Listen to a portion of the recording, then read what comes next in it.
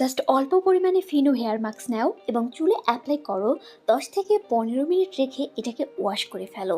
দেখবে তোমার চুল এতটাই স্মুথ এবং শাইনি হয়ে গিয়েছে যে তুমি নিজেই নিজের চুলের প্রেমে পড়ে যাবা।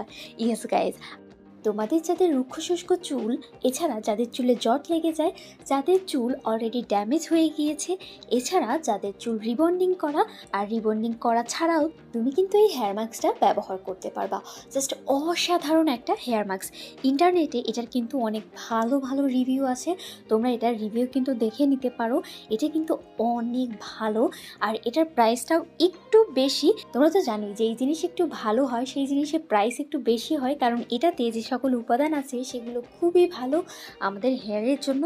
মোটেও আমাদের হেয়ারকে ক্ষতি করে না, উল্টো আমাদের ক্ষতিগ্রস্ত চুলকে রিপেয়ার করতে এটা দারুণ কাজ করে।